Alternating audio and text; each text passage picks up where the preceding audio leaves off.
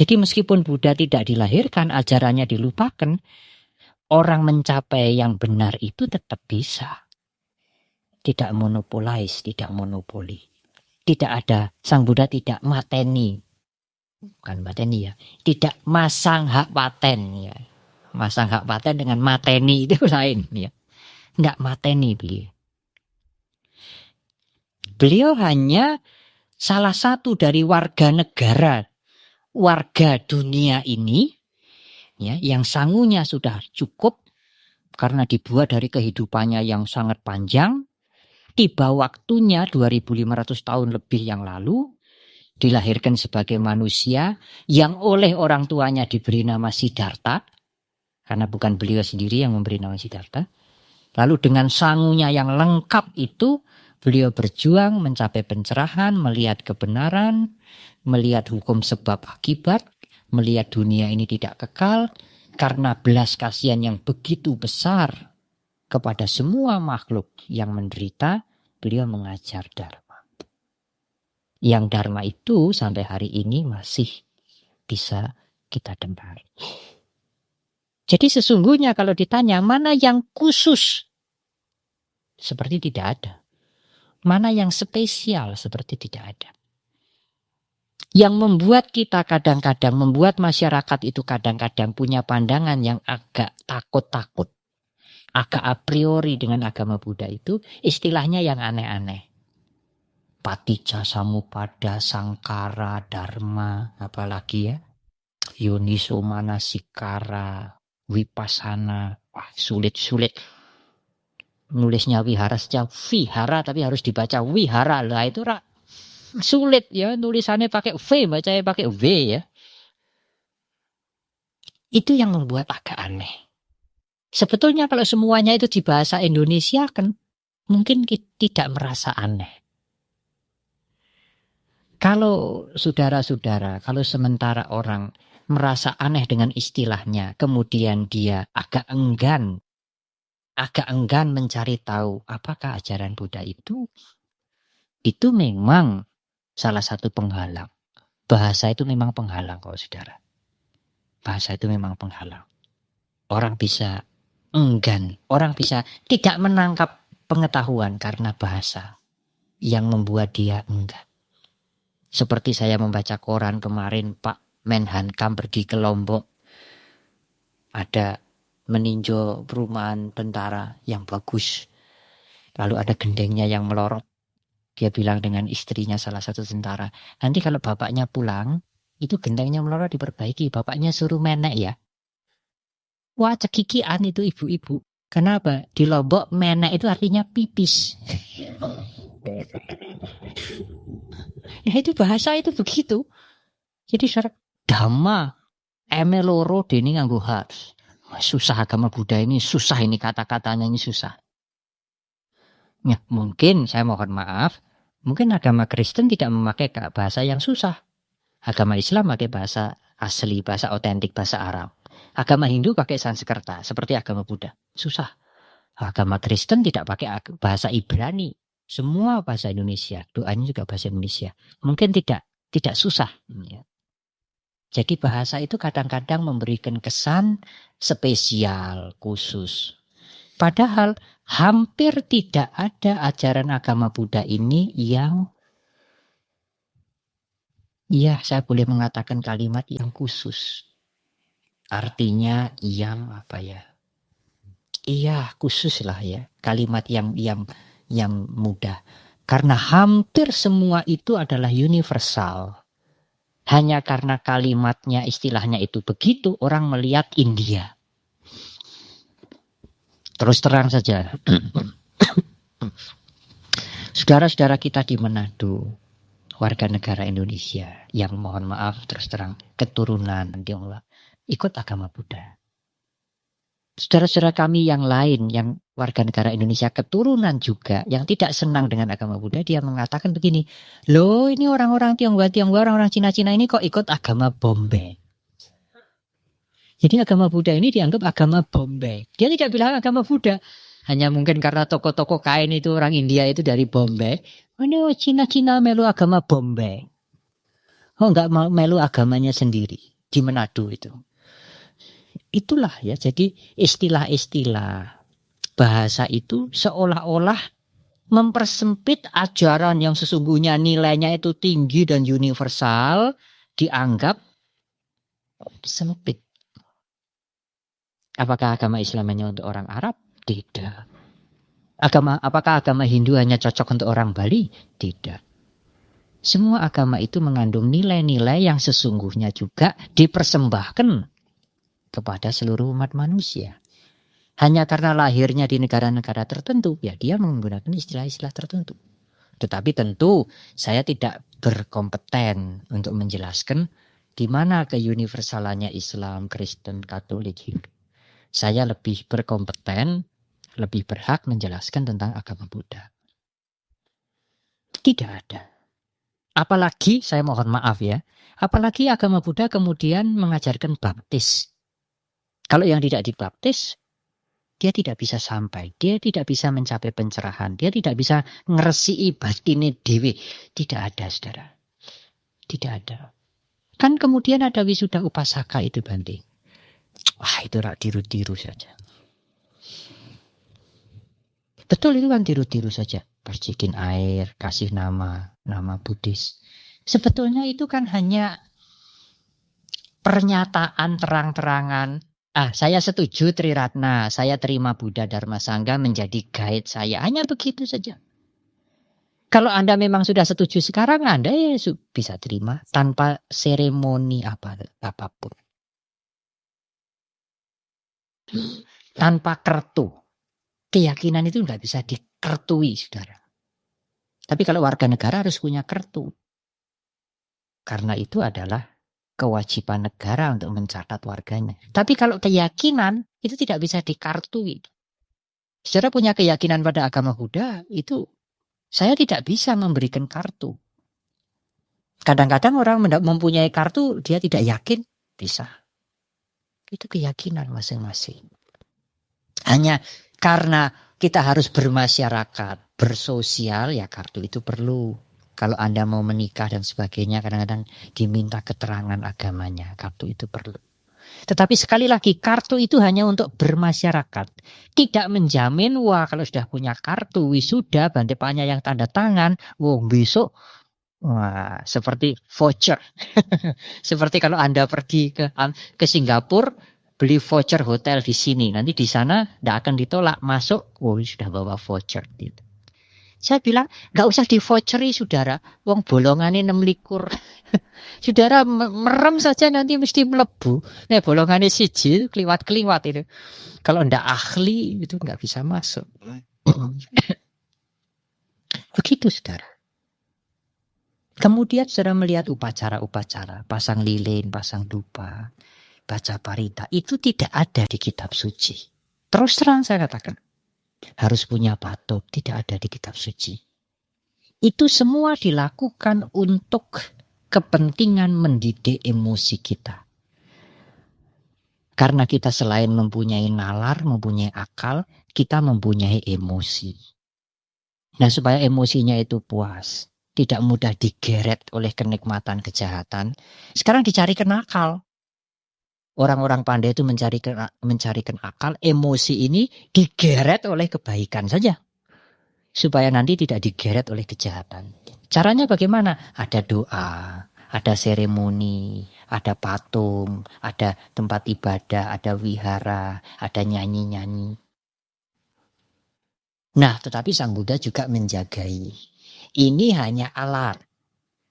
Supaya emosi kamu tidak ditarik oleh kenikmatan kejahatan.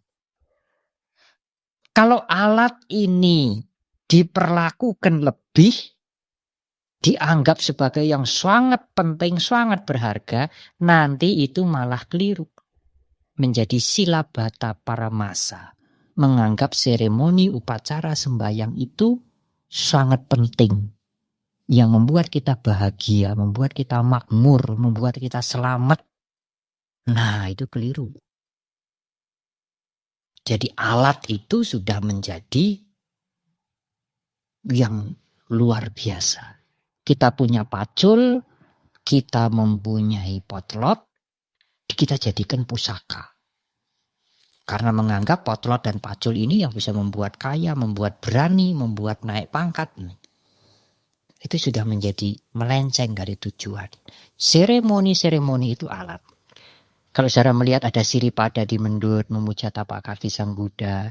Kemudian ada pasang lilin, pasang dupa, ada nama Sekara. Semuanya itu alat. Ketimbang emosi kita ini tertarik oleh minum-minum, tertarik oleh yang bukan-bukan, tertarik oleh yang jelek-jelek. Yang bukan-bukan itu juga membawa kesenangan. Maka lebih baik orang-orang yang pandai-pandai itu diakali saja. Dicarikan akal, dicarikan trik. Emosi umat manusia ini ditarik pada yang baik saja. Ada sembahyang mengulang-ulang nama Buddha berkali-kali. Itu kan untuk menarik emosi. Supaya emosi itu tidak ditarik oleh kejahatan. Saudara, apakah sesungguhnya prinsip Buddha itu? Ya, tadi saya mengatakan Buddha itu mereka yang mencapai pencerahan. Pencerahan itu bisa dicapai oleh mereka yang bersih batinnya. Kalau diurutkan begitu. Mereka yang batinnya itu punya. Supaya batinnya itu bisa bersih, maka batinnya itu harus punya persiapan lengkap. Persiapan lengkap itu dicapai dengan menambah kebaikan sebanyak mungkin. Untuk mudah menambah kebaikan sebanyak mungkin, mengurangi yang jelek-jelek. Gampangnya kata begitu, kan begitu tuh. Untuk jadi sarjana harus kuliah dulu. Untuk bisa kuliah harus daftar dulu. Untuk bisa daftar harus lulus SMA. Untuk bisa SMA harus SMP. Untuk bisa SMP harus SD dulu. Wah, kok neritik begitu? Lah, saudara mau gimana? Saudara mau gimana? Ya, agama Buddha apa yang mesti begitu? Lah iya, itu hukumnya kok. Itu kan hawa nafsu kita yang tidak kepengin, yang tidak mau begitu. Nek bisa yo piye, mau piye? Ya 6 tahun SD, terus gimana?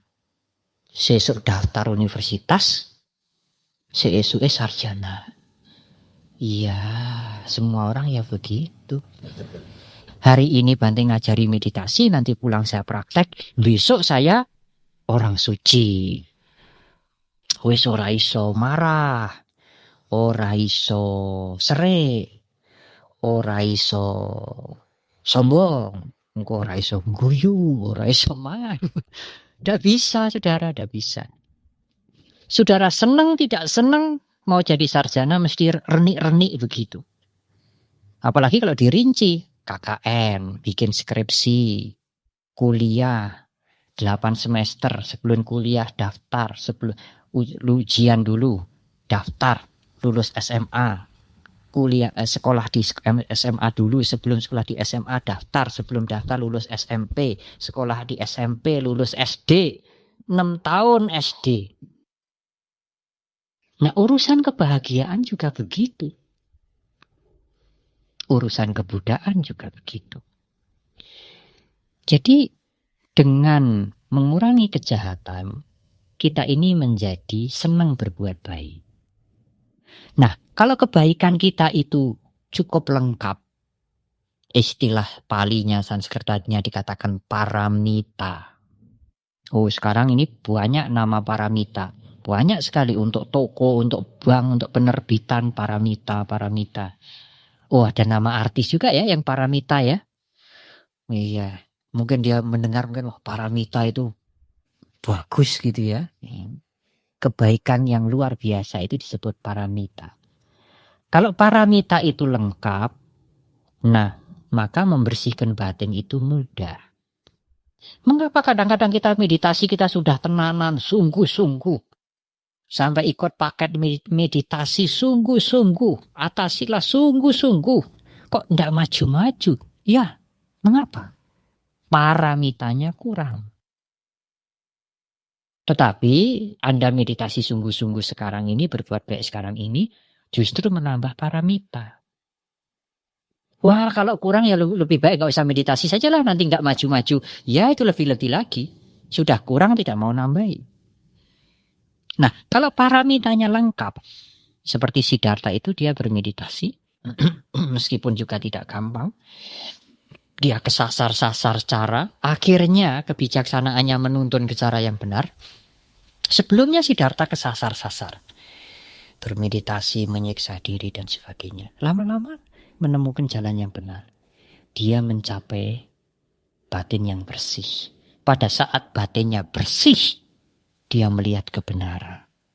Melihat bukan dengan mata, melihat dengan batinnya. Nah, dia menemukan Dharma. Orang biasa dulu seperti kita, sekarang dia menjadi orang luar biasa. Menjadi Buddha.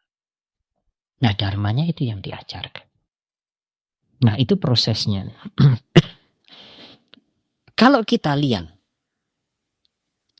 dari proses menjadi Buddha itu, setelah batinnya bersih, maka dia bisa melihat dharma, mencapai pencerahan, menjadi Buddha. Kalau kita melihat itulah prosesnya. Tapi kalau kita melihat intinya, apa yang tampak sebetulnya? Apa yang menjadi inti dari Buddha itu? Kalau kita lihat, sarjana itu prosesnya bagaimana? Yaitu tadi, ikut kuliah, KKN, bikin skripsi, ikut kuliah, mendaftar SMA, SMP. Itu prosesnya. Hakikatnya apa toh sarjana itu? Apakah sarjana itu kemudian bisa mengangkat besi yang kuat? Apa sarjana itu kemudian bisa mabur? Hakikatnya orang jadi sarjana itu mendapat tambahan ilmu. Kalau ilmunya ora tambah ya sarjana palsu, ini gitu toh. Sarjana palsu. Ijazahnya mungkin aspal. Sertifikat skripsinya mungkin tuku begitu ya. Mungkin ya, sekarang mungkin sudah tidak ada kok. Terutama di universitas yang Bulani jadi dosen mungkin nggak ada mungkin. Yang lain-lain mungkin ada ya. Jadi sarjana itu intinya adalah ilmunya bertambah. Prosesnya renik-renik begitu. Nah, Buddha itu untuk menjadi Buddha itu prosesnya seperti yang saya uraikan itu tadi. Intinya apa? Intinya dua hal. Buddha itu intinya adalah luas pengetahuannya karena mencapai pencerahan. Tetapi tidak hanya itu. Kalau hanya itu tidak bisa disebut Buddha. Ini, terutama sama-sama Buddha. Luas pengetahuannya dan, nah ini yang penting, dan kesanggupan atau komitmen untuk menolong semua makhluk. Kalau hanya luas pengetahuannya untuk dirinya sendiri, itu bukan Buddha. Ya. Sebaliknya kalau hanya ingin menolong semua makhluk, tapi tidak punya pengetahuan, itu bukan Buddha, itu Panyawaro. Saya ingin menolong semua makhluk, nek bisa, tapi pengetahuan saya kurang. Jadi tidak bisa. Ya hanya untung-untungan. Kalau orang datang ke wihara ada kesulitan dan sebagainya, saya ya untung-untungan saja coba-coba kasih nasihat ini, kasih nasihat itu. Karena saya sendiri juga pengetahuan saya tidak lengkap. Oleh karena itu dalam bahasa Sanskerta dikatakan orang menjadi Buddha ini kalau dua hal itu sudah sempurna. Menjadi sempurna yaitu panya dan karuna. Itu yang ketok ya, yang kelihatan. Nah, pengetahuan-pengetahuan yang lainnya banyak, ada Tiwija. Buddha mempunyai Tiwija, Dasabala. Tapi kalau diringkes, yang tampak pada setiap Buddha itu adalah panya dan karuna. Panya itu adalah kebijaksanaan. Selain mengerti kebenaran yang luas, Buddha mempunyai kemampuan mengajar pada semua orang dengan cara yang tepat. Kemudian karuna, keinginan, tekad untuk menolong semua orang sebanyak-banyaknya. Sampai Buddha sudah meninggal, tekadnya itu kan sudah habis, Bante, orangnya sudah tidak ada. Tidak, tekadnya itu masih ada. Caranya gimana? Nah, ajarannya masih bisa menolong banyak orang ribuan tahun. Saya juga kenal agama Buddha, sang Buddha sudah meninggal. Kan hebat itu. Orangnya sudah mati masih bisa menolong orang. Kalau mungkin kita menolong dengan materi, dengan makanan, itu mungkin terbatas. Kalau kita sudah mati, ya habis. Atau anak cucu kita masukkan di bank, itu masih bisa menolong. Tapi mungkin juga tidak lama. Dan juga menolongnya hanya mungkin menolong fisik. Tapi Buddha ini mengajarkan dharma. Yang menolong juga tidak hanya fisik, tapi mental kita. Dan dharma itu tidak usah dideposito di bank. Ribuan tahun sang Buddha sudah tidak ada, masih bisa menolong orang. Terus entah sampai berapa ribu tahun lagi agama Buddha habisin nanti. Nah, kalau saudara sekarang ini selalu ingin mengembangkan panya dan karuna, sering dikatakan itulah menyegarkan, meningkatkan potensi kebudaan. Jadi saudara meningkatkan potensi saudara untuk menjadi Buddha. Karier ya. Kalau saudara sekarang ini menjadi pesuruh ya, di kantor itu seksi repot ya. Kalau pesuruh itu rendah, Bante, seksi repot ya. Sekarang orang kan tidak mau disebut babul, tidak mau, pembantu tidak mau, staff. Ini staff saya, podo karo pembantu ya. Nah, tapi kalau Anda rajin, tekun pada tugas, disiplin, dua hal ini, nanti kan kondisinya kan karirnya kan naik. Demikian juga kalau Anda itu memperluas pengetahuan dharma dan panya dan karuna, ingin menolong banyak orang dengan cara saudara ya tenaga, ya materi, ya nasihat, saudara itu meningkatkan potensi atau karier untuk menjadi Buddha. Tidak sia-sia, saudara. Tidak sia-sia. Satu saat saudara akan jadi Buddha. Jadi kalau bulan yang lalu saya menganjurkan saudara bercita-cita saja jadi biku sekarang. Tidak usah harus dilakukan sekarang. Yang penting ada cita-cita. Mengerti tujuan kebikuan itu apa. Sedikit kebutuhannya supaya sedikit masalah. Tapi ingin mengabdi pada orang banyak. Punya saja itu. Sekarang tidak mungkin. Tidak apa. Suatu ketika mungkin dalam hidup yang akan datang. Atau dalam beberapa kehidupan yang akan datang. Kalau Anda sudah bercita-cita, cita-cita itu akan muncul pada arus pikiran saudara. Seperti saya pernah cerita Anathapindika mendengar istilah Buddha. Enggak dijelaskan Buddha itu apa. Manusia, apa barang, apa rumah, apa makanan. Dia begitu senang sekali. Sangat gembira seperti orang diabani putus lotre begitu. Sampai pagi-pagi sebelum tuan rumah bangun, dia sudah pergi. Mau tanya, Buddha itu di mana, siapa?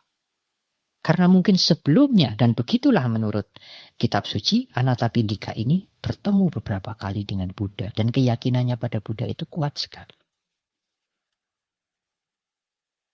Nah, sekarang saya menganjurkan, tidak hanya menjadi biku, saudara.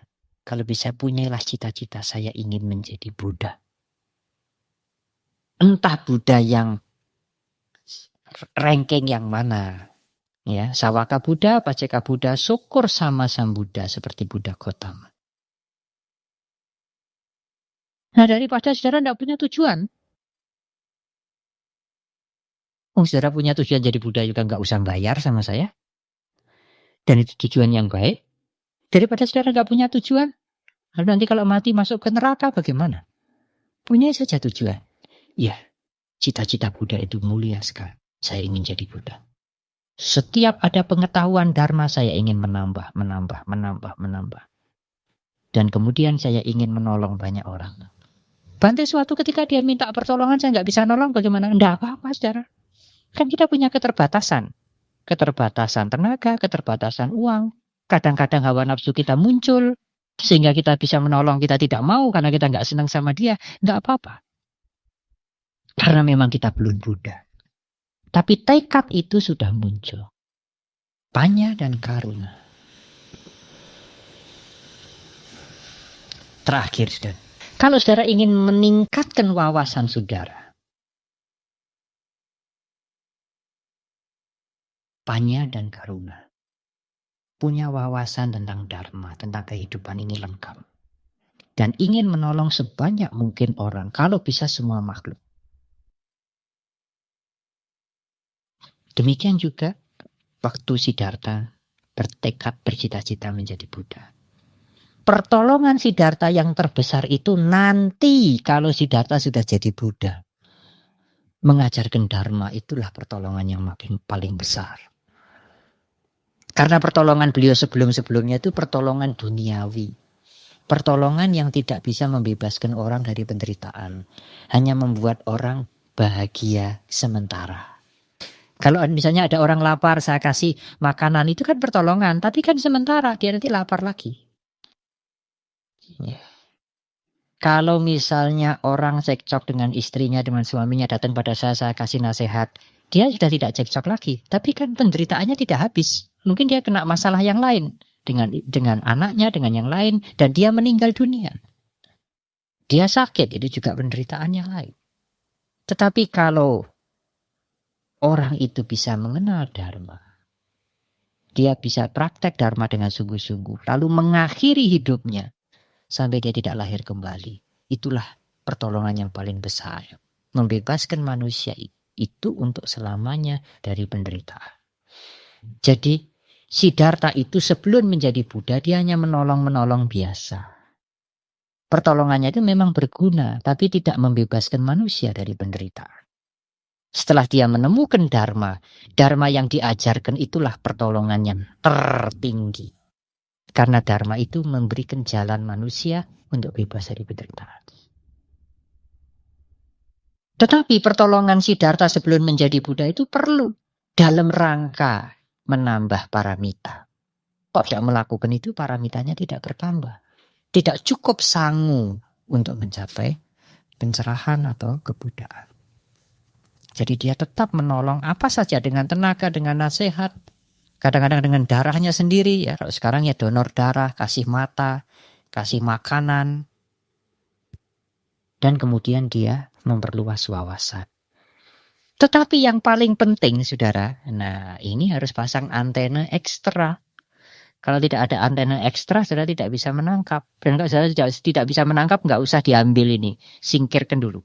Yang penting saudara punya cita-cita untuk menjadi Buddha. Dan yang paling penting, setiap saudara menolong, berbuat baik, menolong, membantu orang. Itu kan karuna, menolong. Karuna itu adalah kasih sayang, menolong. Maka yang paling penting saudara harus melengkapi pertolongan itu segera dengan panya. Supaya karuna dan panya itu dua-dua didapat. Jangan panyanya itu didapat kalau mendengarkan dhamma, mendengarkan ceramah, baca buku, dengar kaset. Wah, ini panya bertambah. Tapi kalau kasih makan, kasih nasihat, menjalankan sila, meditasi, ini hanya karuna. Menolong orang, ini hanya karuna. Nah, itu bisa dua-dua jalan. Caranya bagaimana, Bante? Setiap Anda berbuat baik, meskipun memberikan sebutir nasi pada seekor semut. Jadi memberikan sebutir nasi pada seekor semut dalam agama Buddha juga disebut kebaikan. Meskipun tentu itu nilainya kecil. Meskipun memberikan nasi pada sebutir nasi pada seekor semut dan kebaikan yang lain.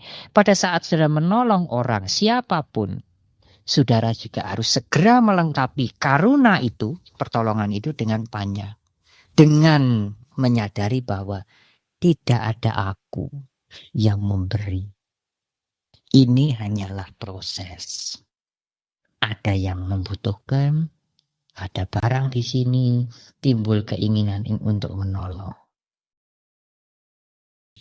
Nah, kalau ini muncul berbarengan, antara karuna dan panya muncul berbarengan, itu adalah memperkuat, meningkatkan potensi untuk menjadi Buddha.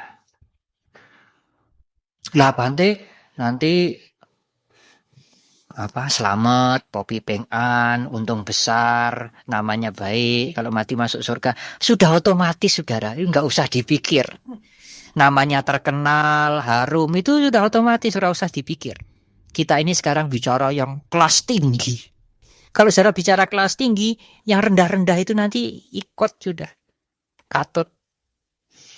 Jadi kalau saudara berbuat baik itu untuk tujuan menjadi Buddha, dan pada waktu saudara berbuat baik menolong siapa saja, termasuk memberikan makan pada semut itu, termasuk memberikan makan pada anjing itu, saudara menyadari tidak ada aku yang berbuat.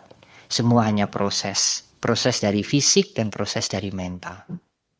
Itu adalah kebaikan yang luar biasa. Anda kemudian jadi sehat, kecukupan, nama baik itu otomatis ikut. Otomatis ikut. Tetapi kalau saudara tidak bisa nyandak lah, bagaimana wong nyatane aku sing kasih makan sama anjingku kok bilang aku tidak ada yang melakukan kebaikan. Ya sudah, itu buang saja saudara. Besok saudara bisa ngerti, besok. Sekarang saudara baru punya VHF. Biar yang punya parabola yang bisa menangkap. Nah itulah yang sesungguhnya menjadi cita-cita spiritual umat Buddha yang sangat tinggi. Kita tidak hanya sekedar urip selamat, sehat, aman, tidak hanya sekedar itu, tapi ingin meningkatkan spiritual menuju yang tinggi. Tidak tanggung-tanggung, saya ingin menjadi Buddha. Dan kebudaan itu bukan sesuatu yang ngoyo-woro, yang eksklusif, yang sangat lux, tetapi kita bisa mulai sekarang. Pada saat kita memberikan makan, termasuk pada seekor anjing, kita berikan makanan itu dengan dilandasi, dilengkapi pengertian, hanya proses yang ada, tidak ada aku yang melakukan. Nah itulah paramita, itulah karuna yang bersekutu dengan panya. Dalam bahasa Sanskerta sering dikatakan pratsnya dan karuna. Pratsnya dan karuna itulah yang akan membuat, yang akan akhirnya yang akan membuat, menjadikan kita mencapai kebudaan. Tidak hanya bermanfaat bagi kita. Kalau kita menolong semua makhluk dengan pratnya dan karuna, yang ditolong itu aman, saudara.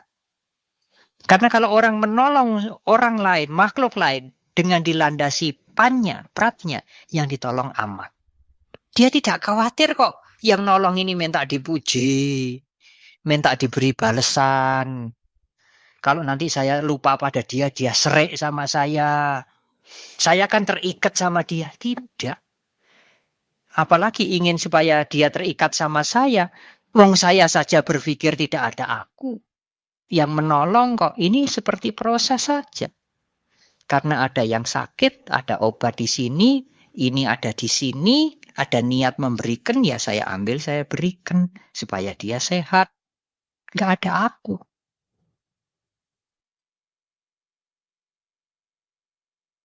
Andai kata saudara masih mengukui aku memberikan dia, sedelok, besok rak wis lali. Itu kan hanya permainan pikiran. Pikiran itu ingin mengklaim, pikiran itu ingin ngaku, semuanya ingin diaku oleh pikiran. Padahal sesungguhnya itu hanya pikiran, dan pikiran itu seperti air, terus lewat gitu. Dia tukang ngaku-ngaku saja. Nah, saudara-saudara, ini sangat tinggi sekali, sulit mungkin bagi para umat Buddha pemula untuk menangkap. Tidak apa. Bagi yang sulit menangkap, saudara ingat saja, menjadi Buddha tidak sulit. Dan tidak bisa sekonyong-konyong seperti orang jadi sarjana. Kita bisa mulai sekarang dengan yang sederhana. Menambah pengetahuan yang baik. Dan menambah perbuatan baik, menolong makhluk-makhluk. Sudah, itu saja. Nanti kalau saudara sudah mempunyai pengertian lengkap, baru saudara mulai ngerti lagi. Mulai membuka catatan, mulai memutar kaset lagi. Sekarang saya ingin mulai ngerti. Tidak ada aku yang berbuat itu bagaimana. Itu kelanjutan. Yang penting Banyaklah berbuat baik, menolong banyak orang, dan menambah pengetahuan Dharma. Cukup. 2 hal ini adalah unsur dari Buddha. Meskipun belum menjadi sarjana, anak TK itu sudah punya unsur sarjana. Unsurnya apa? Lah dulu tidak ngerti onde-onde 1 tambah onde-onde 1 jadi onde-onde 2. Nah sekarang dia sudah ngerti, itu kan pengetahuannya bertambah. Pengetahuan bertambah itulah unsur sarjana. Ya dia tidak bisa disuruh ngitung konstruksi bangunan, tidak bisa. Belum punya pengetahuan seperti itu, punyanya wajik 1 tambah wajik 2, wajik 3. Tidak apa. Harus mulai dari situ. Itu juga unsur sarjana. Meskipun dia belum jadi sarjana. Tambah terus sampai akhirnya dia jadi sarjana. Hanya kebudayaan ini tidak pengetahuannya saja yang bertambah, tapi dia menolong semua makhluk. Kalau tidak ada unsur menolong semua makhluk, itu bukan Buddha. Tapi kalau hanya ingin menolong tok, pengetahuannya tidak dilengkapi, juga bukan Buddha. Kalau saudara tidak mau melengkapi dengan pratnya yang tinggi tadi, tidak mau melengkapi pratnya yang tinggi tadi, panya yang tinggi tadi, saudara hanya ingin menolong, terus orang menolong lama-lama bisa akunya besar. Orang suka menolong lama-lama bukan tambah baik, tambah egois, nanti sombong. Kalau enggak ada, saya Bante, enggak mungkin itu ponaan-ponaan bisa sekolah semua. Oh, sering saya mendengar begitu. Kalau enggak ada saya, dia itu sudah keleleran itu, sudah jadi apa itu? Jadi getuget. Banyak itu. Ya itu mungkin spontan dia keluar. Ya, tetapi kalau dilengkapi dengan panya, ya mungkin dia kalau tidak ingat ya keluar begitu. Tapi dia melatih diri supaya itu tidak keluar lagi. Jadi menurut agama Buddha, orang menjadi orang baik tidak cukup, sangat tidak cukup. Orang baik tok bisa berbahaya. Dia harus melengkapi kebaikannya ini dengan kebijaksanaan. Nah, bijaksana dan baik itulah, panya dan karuna itulah esens ya, inti daripada Buddha. Jadi sebetulnya kalau kita lihat patung Sang Buddha, lihat gambar Sang Buddha itu kan sebetulnya panya dan karuna yang maujud, yang kelihatan pada pribadi Siddhartha. Kan begitu. Saya kira cukup sekian, saudara. Mudah-mudahan hal ini bisa membangkitkan semangat saudara, cita-cita saudara untuk menjadi Buddha.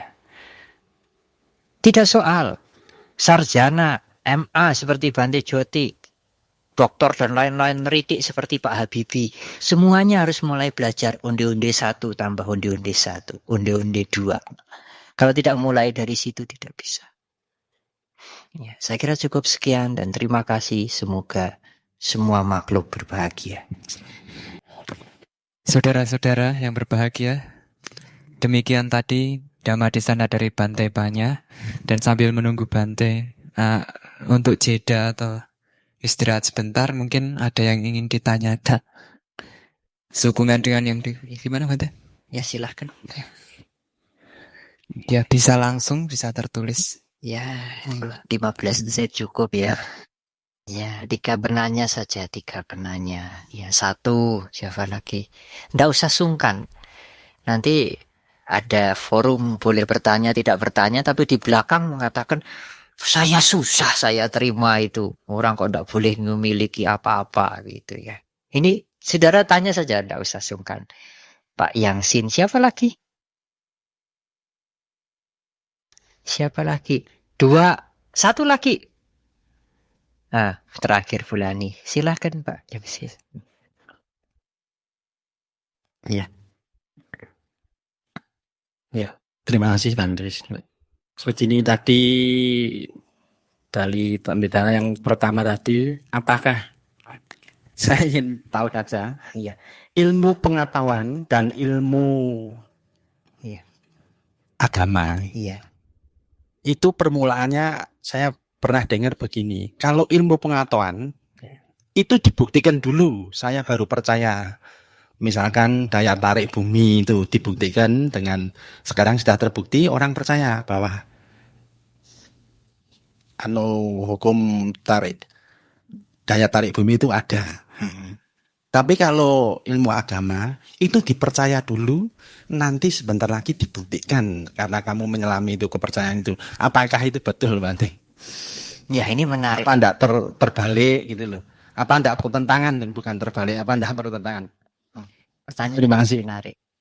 Kalau ilmu pengetahuan itu dibuktikan dulu, dan orang yang belajar diajak membuktikan, baru nanti mereka percaya. Kalau agama ini kan percaya dulu, baru nanti bisa dibuktikan. Begini, saudara. Agama Buddha ini lainnya begini. Tidak percaya dulu. Lalu dibuktikan dulu, Bante. Nanti dulu. Nah, kalau gitu kan percaya dulu, baru bukti belakang. Kalau ilmu pengetahuan kan bukti dulu. Setelah terbukti baru percaya. Agama Buddha ini bukan mulai dari percaya. Tapi juga bukan mulai dari bukti. Pertama adalah berusaha mengerti. Bukan percaya. Contohnya begini.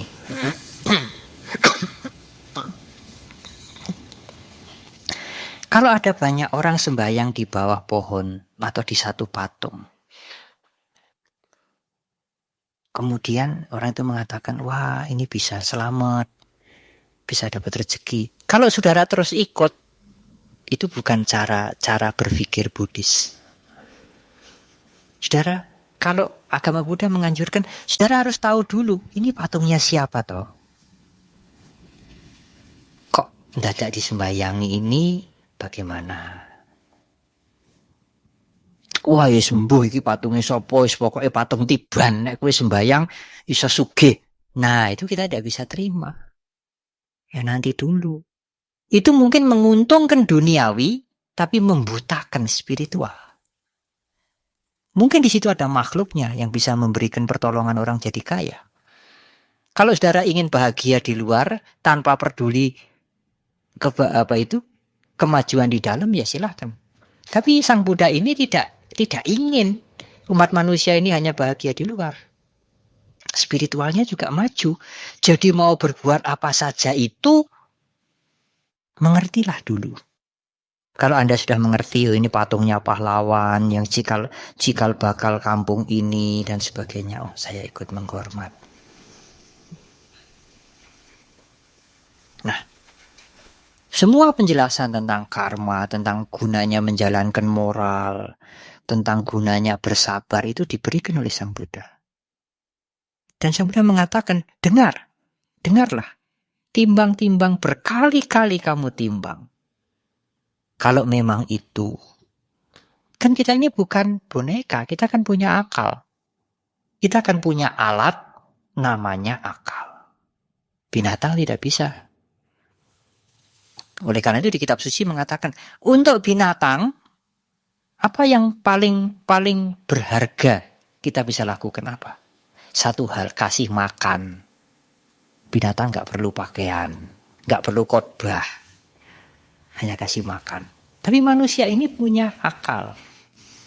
Nah, kita pakai alat kita itu untuk menganalisa, memikirkan, merenungkan apa yang kita dengar. Oh iya. Ya, ini saya mengerti sekarang. Maka yang dimengerti itu lalu diikuti.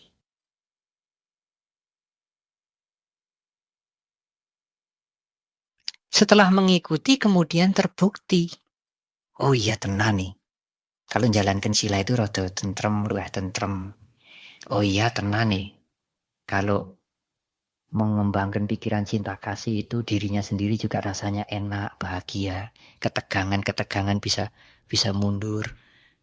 Makin dia menjalani, makin terbukti, makin kuat. Nah, lalu Bante kalau dibalik bagaimana? Dibalik bagaimana, saudara? Saya tidak mau mengerti dulu, juga tidak mau percaya. Minta bukti dulu. Kalau sudah dibuktikan, saya baru ikut. Wah, itu ya sulit, saudara. Ilmu pengetahuan juga tidak begitu kok. Apakah saudara sebelum membuktikan adanya gaya tarik bumi itu saudara tidak belajar teori dulu?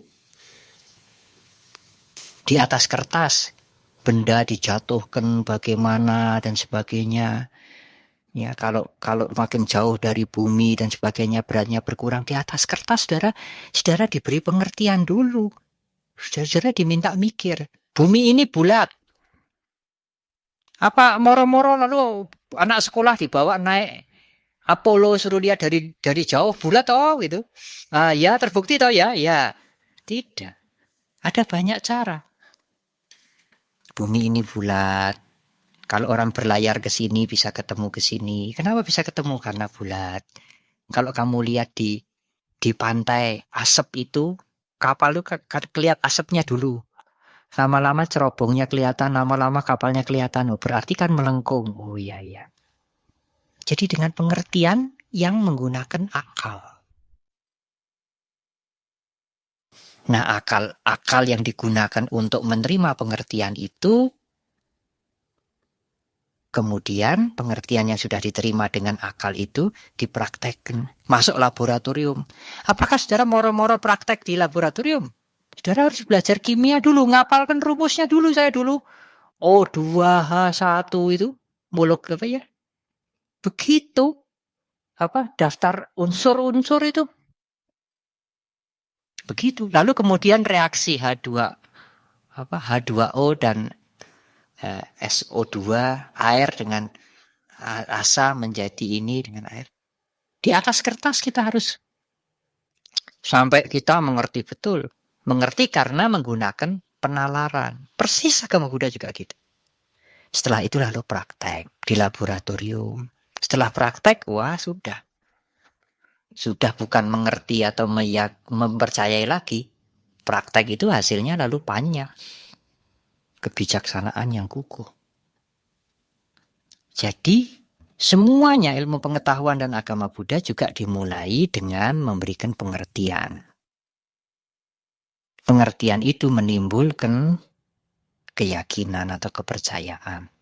Tapi kepercayaan ini harus muncul dari pengertian. Tidak muncul karena percaya guru mesti benar. Tidak. Tidak ada guru ilmu pengetahuan yang masuk kelas. Saudara, aku ini gurumu. Sudah banyak makan asam garam, baca buku sudah kilo-kiloan. Kamu percaya saja? Tidak begitu. Diajari bagaimana ini bisa diterima. Lalu tahap kedua membuktikan. Sang Buddha juga tidak pernah mengatakan begitu. Aku sudah penerangan sempurna. Terima saja. Aku nggak akan membohongi kamu. Tidak. Sang Buddha mengatakan kepada suku Kalama itu ada 10 hal. Jangan mudah percaya meskipun itu di kitab suci. Jangan mudah percaya meskipun turun-temurun. Jangan mudah percaya meskipun kelihatannya logika. Jangan mudah percaya meskipun didengar oleh banyak orang. 10 hal. Jangan percaya meskipun aku sendiri yang mengatakan. Tetapi gunakanlah perenunganmu. Pikirkan berulang-ulang kali. Kalau memang itu mengurangi penderitaan, ikutilah. Kalau itu memang menambah penderitaan, meskipun yang bicara itu biku, tinggalkan. Nah, mengikuti itu kemudian terbukti. Jadi, Sang Buddha seperti ilmu pengetahuan tidak menggunakan otoritas. Otoritas yang membuat orang percaya. Tetapi menggunakan penalaran sebagai langkah awal untuk mendapatkan pengertian. Kemudian praktek. Itu perlu. Hukum karma itu dimengerti pertama kali dari mana? Dari penalaran. Masa kita berbuat tidak berakibat? Berakibat kan? Macam-macam cara. Seperti kalau kita masukkan batu di tengah-tengah kolam yang tenang. Pluk. Timbul gelombang. Itu akibatnya. Nanti kalau gelombangnya menyentuh dinding kolam, dia balik lagi ke tengah. Nah, kebaikan akibatnya juga kebaikan. Kejahatan akibatnya kejahatan. Oh iya. Anda mengerti dulu. Dengan penjelasan. Lalu percaya saya hukum karma. Dampak dari percaya itu, saya akan mengurangi kejahatan, saya akan menambah kebaikan. Supaya saya berkurang penderitaan saya, kebahagiaan saya bertambah. Sudah mulai praktek, ngerasa ketenanan. Oh iya, makin bahagia saya. Saudara tambah percaya. Tapi kalau saudara menuntut percaya dulu, menuntut bukti dulu baru saudara percaya, ya boleh. Saudara boleh cobalah sekarang. Di tengah jalan maki-maki orang, bandemi orang, mateni orang, nanti akibatnya piye? Oh iya, rasanya orang enak tenanan. Apa ya mau begitu? Ya, praktek dulu. Baru nanti kalau sudah terbukti, baru kita ikut. Kalau saya mengatakan itu bukan orang pintar, itu orang bodoh. Nggak punya nalar. Jadi kalau dia punya nalar, dia harus gunakan nalarnya itu. Setelah dia gunakan nalarnya, dia kemudian praktek. Praktek yang baik-baik. Kalau dia tidak menggunakan nalarnya, dia praktek dua-duanya, yang baik dan yang jelek. Dan karena dia tidak punya nalar, berkali-kali kena yang jelek, ya tetap saja dia lakukan. Dia tidak punya nalar. Jadi minimal sekali kepercayaan itu harus ada. Nah, hanya kepercayaan ini tidak timbul dari otoritas, tapi timbul dari pengertian. Nah, itulah bedanya sesungguhnya agama Buddha dengan yang lain-lain. Saya pernah, hanya karena ini Obyang Sin yang tanya, dan ini orang-orang Klaten ini pinter-pinter semua, ya saya harus menjelaskan begini. Tapi kalau waktunya sudah sempit, dan yang tanya itu sulit dijelaskan begini, saya biasanya jelaskan begini. Saya ambil kapur di papan tulis ya. Saudara-saudara, anak-anak, ini A. Lalu kalau anak-anaknya menjawab, tidak percaya. Walah, susah. Gimana sekarang ini? Hanya anak-anak tidak bisa membantah begitu. Ya. Coba kalau sudah jadi guru. Anak-anak ini A. A ya? Tidak percaya, Bu. Wah, mateng ini. Mateng aku. Piye carane mbuktekke ini A. Mungkin bagi dia A itu mungkin dia mungkin tulis begini. Oh ini A, ini saya percaya Ibu. Bisa susah saudara ya, bisa susah. Jadi minimal kita juga perlu kepercayaan, minimal. Ora usah banyak-banyak. Sang Buddha mengatakan percaya banyak-banyak bisa menjadi silabata paramasa. Yang minimal. Hanya percaya ini sebagai buah, sebagai akibat dari pengertian. Di sistem yang lain, percaya ini sebagai buah dari otoritas. Otoritas itu figur yang mesti benar tanpa salah. Apakah dia terima wahyu, apakah dia langsung sendiri berhubungan dengan sumbernya. Ya. Jadi meskipun tidak masuk akal, tidak bisa ketemu nalar, itu harus dipercaya. Itu sumbernya otoritas. Meskipun Sang Buddha menemukan Dharma, beliau tidak menggunakan otoritas. Beliau menggunakan pengertian. Oleh karena itu, untuk mengerti harus pasang antena. Kalau otoritas gampang, tinggal saudara mau terima otoritas itu atau tidak. Kan tinggal begitu. Ya, seperti kita pergi ke orang yang kasih obat. Tetapi yang kasih obat ini jalangkung atau orang kesurupan, itu otoritas. Nanti misalnya godong sembuhan, kumis kucing, kemudian apa itu yang ditemplek bisa mingkop itu loh. Ya bis kucing, kumis kucing, sembuhan digodok sama karbol. Lalu nanti untuk dilaburkan di tubuhnya, penyakitnya akan sembuh. Nah, kalau Anda percaya kepada otoritas itu, Anda harus ikut. Nah, dokter kan begitu, Bante? Tidak. Dokter bisa njelentrehke. Kenapa saya kasih obat ini? Saya juga, kenapa pakai kayu ini? Kenapa pakai akar ini? Karena ini mengandung begini, mengandung begini, mengandung begini. Bukan otoritas. Nah, kalau saya ke dokter karena saya percaya banget, bagaimana? Ya, itu karep Anda sendiri. Kalau Anda datang pada Sang Buddha lalu percaya pada Sang Buddha sebagai otoritas, nah itu salah itu. Sang Buddha sendiri tidak minta begitu. Beliau bukan otoritas, bukan bukan orang yang mempunyai authority. Beliau memberikan pengertian. Kan semua orang bisa jadi dokter. Tapi semua orang tidak bisa kesurupan yang sama dengan dia, nggak bisa. Dia bisa kesurupan, tapi orang lain yang, makhluk lain mungkin yang masuk. Tapi semua orang bisa jadi dokter, menuntut ilmu yang sama. Ya, itu bedanya. Ya. Yang terakhir. Mengenai tadi dikatakan bahwa jalan UGA sebenarnya tidak ada yang khas, yang tidak menyentuh semua manusia. Jadi biasa dikatakan ajaran Sang Buddha itu universal itu katanya. Dilihat dari berkembangnya agama Buddha di Indonesia, apakah tidak berlebihan loh, Be? Karena kelihatannya dengan simbol seperti itu agama Buddha mempunyai tempat yang khas juga, karena sebenarnya siapapun juga, agama apapun juga itu bisa, Umat beragama. ya umat beragama apapun juga itu bisa masuk dalam kancah ajaran. Seperti itu. Apakah tidak rugikan, apa enggak promosikan agama supaya lebih banyak orang yang beragama juga, sehingga Klaten punya wihara oleh. Kita lihat dari dua sudut ya. Dari sudut sosial kemasyarakatan atau dari sudut politis memang merugikan. Merugikannya bagaimana?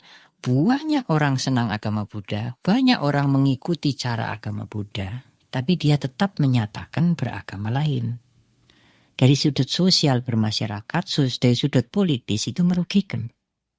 Tapi dari sudut pembinaan mental dan semangat dari Dharma itu sendiri, itu sebetulnya wajar saja.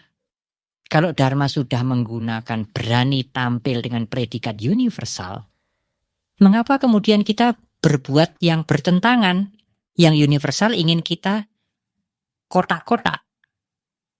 Pokoknya kalau kamu tidak menyatakan umat Buddha, aku tidak mengaku kamu kenal Dharma. Itu Dharma yang tidak lengkap, begitu ya. Nah itu kita sudah akan bertentangan sendiri dengan ajaran itu nanti. Jadi mungkin secara formal dia tidak menjadi umat Buddha secara formal. Tetapi pemikiran dia adalah pemikiran Dharma. Pamrih kita kan hidup dia maju dan menjadi baik. Pamrih kita kan bukan umat Buddha menjadi bertambah banyak. Lah kalau yang banyak yang simpati dengan ajaran Buddha, banyak yang merasa cocok dengan ajaran Buddha. Meskipun dia tidak menyatakan umat Buddha, tapi dia simpati dengan ajaran Buddha, cocok dengan ajaran Buddha. Nek dijalui sumbangan nak mesti gelem toh.